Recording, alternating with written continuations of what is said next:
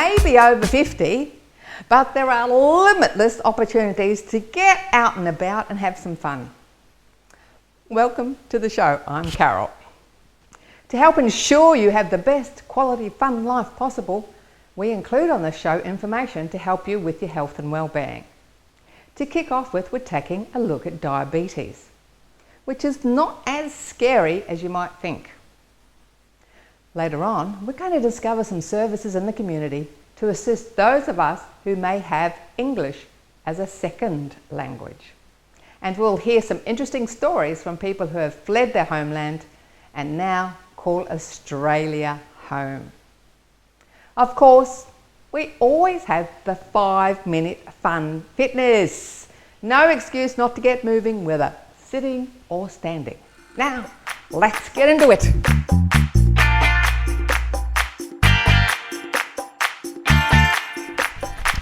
Once we hit 45, our risk factors increase for developing diabetes. Today on Energy for Life, we're going to look at what can we do to help prevent this and what happens once you've been diagnosed. Our guest today is Credentialled Diabetes Educator Camilla Barr. Hi Camilla, welcome back to Over 50 So What? Thank you, Carol. Pleasure to be here.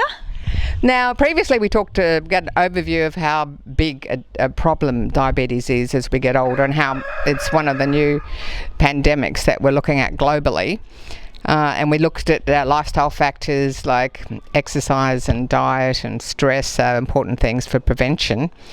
And we had sort of briefly looked at what happens when you get diagnosed. So today we're going to delve a little bit deeper. Can we really look at those risk factors? Certainly. So your risk factors are 1, your age, 2, your DNA, where did you come from, what country were you born in, whether you've got weight on, you're obese or you are overweight, what lifestyle factors are you sedentary, do you have a sit-down job, are you sitting down at home, you've given up physical activities that you used to do, and whether you're smoking is another one. Smoking is a big one. So that's diet, exercise, smoking, pretty much in your DNA, in your family history. Sometimes you may have had, if you're a woman for instance, you may have had gestational diabetes in the past. That adds to your risk factor. And if you've had any family member that has any type of diabetes, you certainly have a higher risk factor as well. Can you tell us a bit more about how smoking affects diabetes? Oh yes, so they now know that smoking increases your risk by 30 to 40% of having diabetes. And it's really interesting because smoking, we've known, has led to coronary artery disease, or it's led to heart attacks and strokes and that sort of thing. But we never really associated it with diabetes before. But when you look at the pathophysiology or the mechanisms of what happens when you have nicotine in your system, it actually deteriorates the vascular system so much that and increases insulin resistance, so you're no longer able to use the glucose and get it into the cells, so it just keeps rising in the bloodstream. Now, you mentioned insulin resistance there, and there's actually 2 primary reasons that people develop diabetes. Can you just go through those?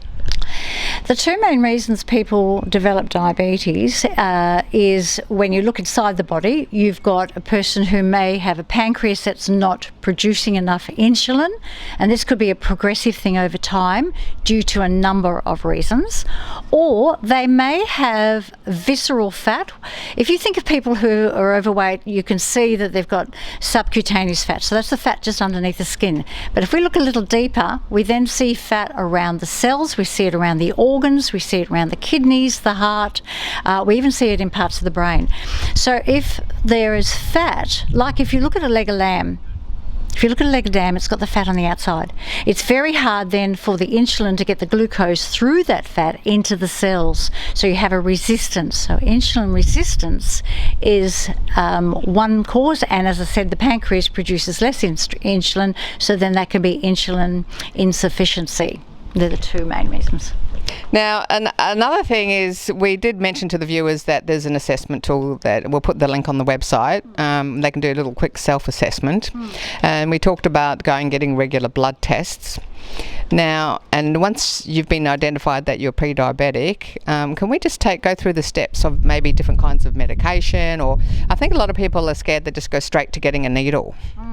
Yes, that is true. And if you have type 2 diabetes, it's very unlikely you'll go straight to going to a needle unless you've come in a situation where you've had to go straight to intensive care unit. Then they will put you on insulin, but you'll probably be weaned off that by the time you go home or shortly after. So there's a lot of oral medications you can go on to reduce your blood glucose levels.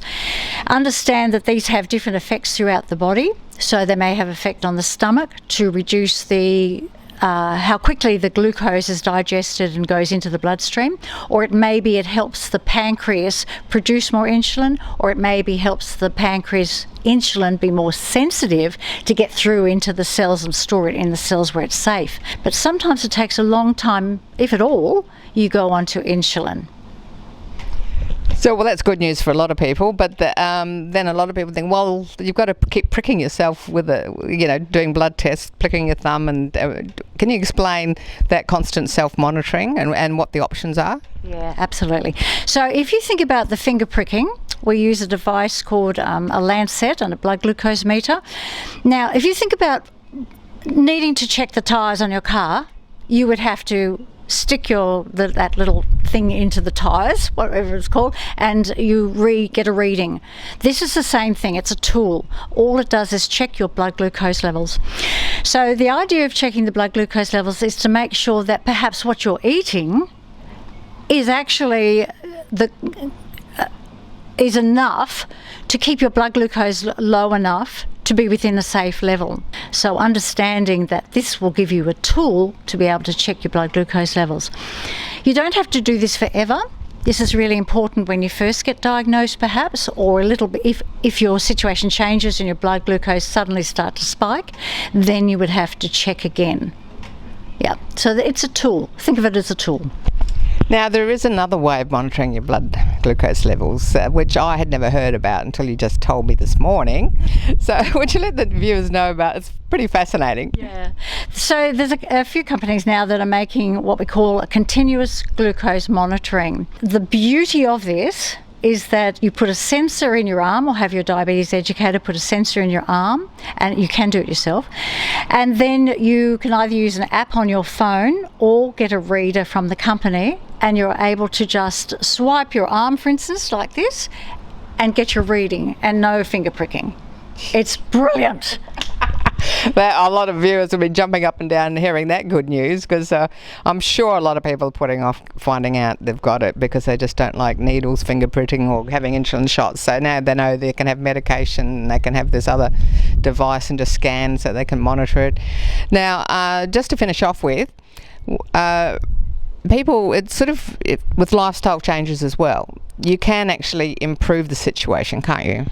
Yes, so if you're diagnosed with pre-diabetes, which basically means that your blood glucose levels are above normal but not high enough to be diagnosed with diabetes, you're in a perfect position to be able to make changes and reverse the symptoms, which will then put you into remission of having diabetes. So you can start on your healthy lifestyle by getting more active, and this allows your muscles to absorb more glucose without your pancreas having to work very hard at all. So that's number one. Number two, you think about your diet or see a dietitian or a diabetes educator, and you can find the foods that allow you to keep your blood sugar levels down, so they're slower to digest, slower to go into the bloodstream, and they don't quickly rise. And the third thing that would be really important is if you are a smoker, you find a way of quitting, or you go to your GP or go to the Quit Smoking website and find ways of being able to reduce the cigarettes that you have. Fantastic. Well, the next segment, we'll have a look at some of the complications that can develop from diabetes, because it can become quite serious. We'll have a look at that, and we'll have a look at some of the other things you can do with your diet and lifestyle. So thanks so much for coming on the show again. My pleasure, Carol. Always enjoy your company. Thanks, Camilla. Hi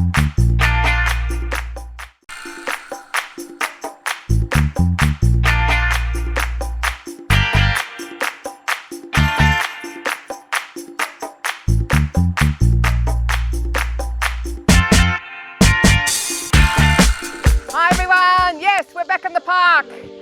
5-minute fitness with fabulous Faye doing 5-minute fitness. We're going to do a grapevine today, so get up and join in or stay right where you are and follow Faye. And we go step, behind, step, tap. Now some of you already might know this move, so just feel free to do it faster. Step, behind, step, tap, step, behind, step. Now we do it faster. Step, behind, step and tap. Step, behind, step and tap. Step, behind. This is called a grapevine because your feet are weaving. Step, behind, step and tap. Step, behind, step and tap. If you haven't quite got it, it doesn't matter. Just move side to side. Step, behind, step, tap. Step, behind, step, tap. Step, behind, step and tap. Step, behind, step and tap. Step, behind, step and tap. We're going to do a variation. We're going to put a knee lift on the end. Step, behind, step and knee. Step, behind, step and knee. If you're following Faye, just do step together, step, knee. Step together, step, knee. We're going grapevine. Step, behind, step, knee. Step, behind, step, knee. Step, behind, step. Yes! Woohoo! Looking good, feeling great. Keep it moving. Woohoo! 2 more. Now, back to the middle. Back, together, back. 2 times each side. Back, together, back. Just showing you sideways. Back, together, back, together, back, together. Now try it a bit faster. Back and back. Change and change. Can you see how this is really good for your balance as well? Taking it back. Back, back, back. A few more. Back together. Back together. 2 more. Okay, hold it in the middle. What we're going to do now is fantastic for your brain. We're going to go forward, side, back, forward, together, side, together, back, together, walk, walk. Forward, together, side, together, back, together, walk. Slowly again, forward, side, back, back, and walk. Last time slow, forward, side, back, and walk, walk. Now, when the music picks up, we're going to do it faster. You ready to do it? Yes, you're ready. Okay, let's go. Front and side, back and walk, walk. Front and side, back and walk, walk. Front and side, back and walk, walk. Front, side, back, walk, walk. Front, side, back, walk, walk. Front. You can tell we're in Australia because the flies have come out. Forward, back, walk, walk. Forward, side, back. Okay, hold it there. Back to the grapevine. Are you ready, Fabulous Faye? I am, Fabulous Carol.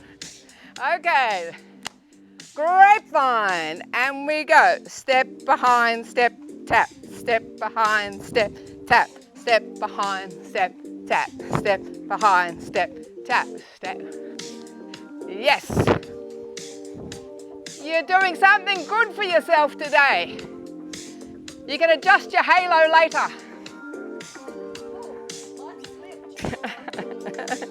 You're a naughty angel, are you?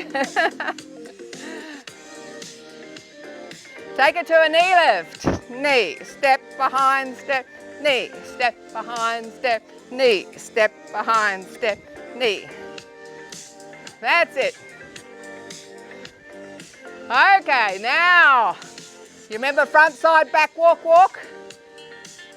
Well, you're not going to do it again because the music's finished. Good stuff, everybody. Well done.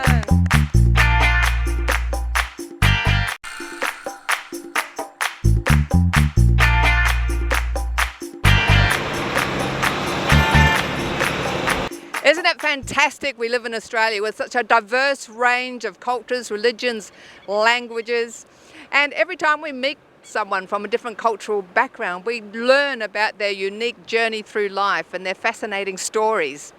Today we're out on a social outing with Link Community and Transport, and they provide social outings and help and assistance in 25 different languages.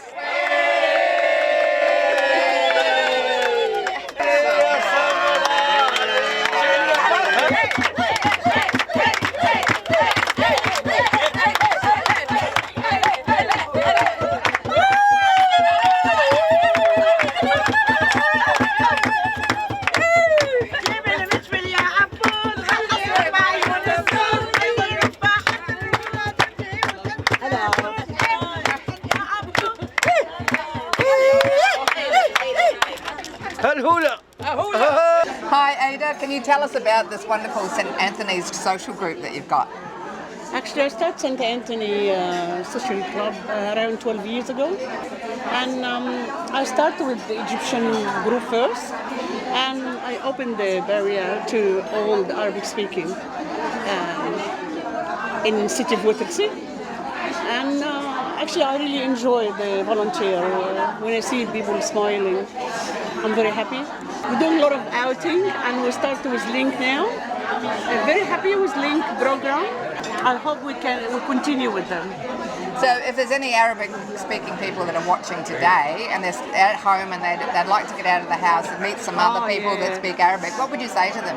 Yeah, come over. Come over, because every time we go out, people come from outside. They're not joining the group. They just come with a friend and straight away they join the group. And the group become bigger and bigger and bigger. We have over 250. And you're originally from Egypt, are you? Yes. And where does your members come from? We started with Egyptian background, and now I've got Iraqi, I've got Syrian, I've got Sudanese, I've got Lebanese. And how did you come to Australia? I came as a migrant around 36 years ago. Yeah, and it was very quiet back then. No clubs, no TV, nothing. We started with nothing. Now we've got everything. We've got Arabic TV, we've got mobile, we've got everything. I just remembered we used to got the bay telephone, which is a minute $2.50 a minute, and we just ring to say hello, how are you, and that's it. And you know, it was very expensive. Got new arrival from anywhere. I said, you're very lucky, you've got everything for you. When I came to Australia, I was 29. After 2 weeks, I started to work. So don't have nothing, work. Sometimes I work 7 days a week, you know. So lucky, some people, they came recently and they find all this variety, and thanks to Australia. So with Link, you've been on some social outings and you've always had like a translator, or you yourself have been working as a translator? Actually, I learned myself the English because I was working with Aussies, and I don't feel embarrassed to say, just teach me, I like to learn. And my sister was here before me, and I said, don't speak to me Arabic, speak English, because I need to learn. You know, I need to understand everything.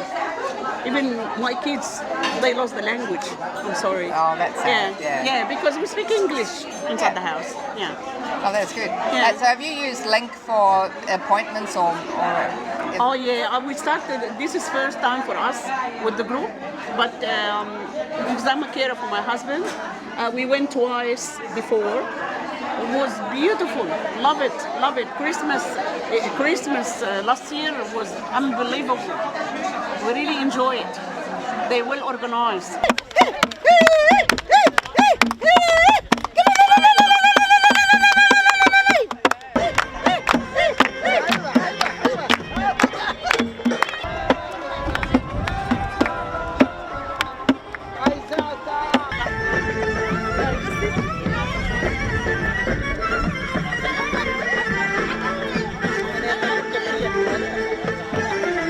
In Iraq, my husband passed away in 83 in February. And after, I have 4 kids. No water, no food, no electricity. Very bad, very bad. No money, no anything. And a bomb from Iran, very bad. And we cry, always cry. I left my country in 95. I go to Jordan, stay in Jordan 4 years. My sister in Australia, Lydia, she sent to us money for the eating and house for editing. She helped us. And after the government for the Jordan take us to jail. Why? Because the expired passport. They said, why you go to Australia? Go back to your country. When we cry in jail, we cry. And they said, you must pay 4,000 fine because you stay in Jordan for a year. I don't believe. Thank you, Australia. Thank you, Australia. Now I am 26 years in Australia. I have 3 boys and 6 grandchildren. Oh!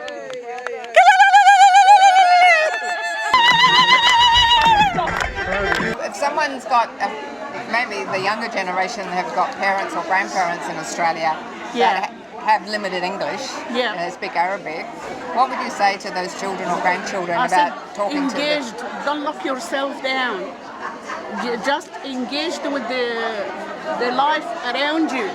Don't lock yourself with just all the Iraqi background or all the Egyptian background. Just mix with a lot of people. You know, it's not good to.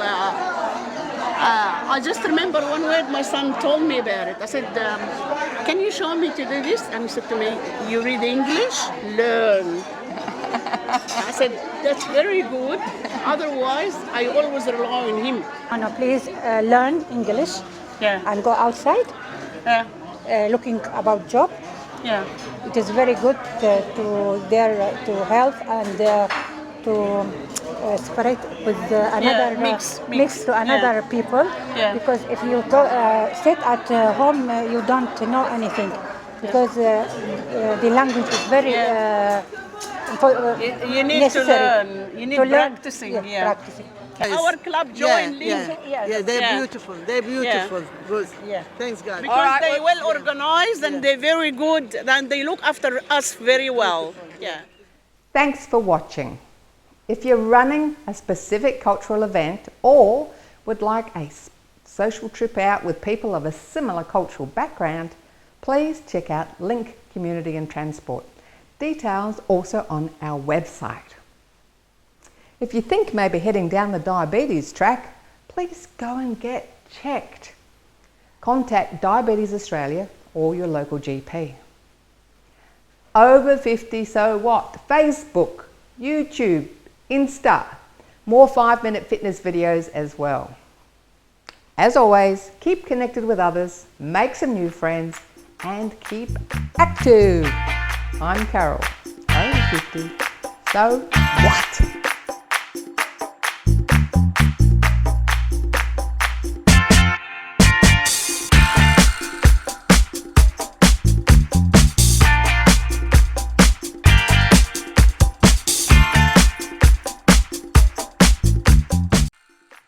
Thanks for watching our TV show.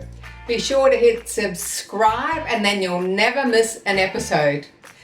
Jump on Facebook, join our group, get in on the fun, fitness, wellness and inspiration. I'm Carol, over 50. So what?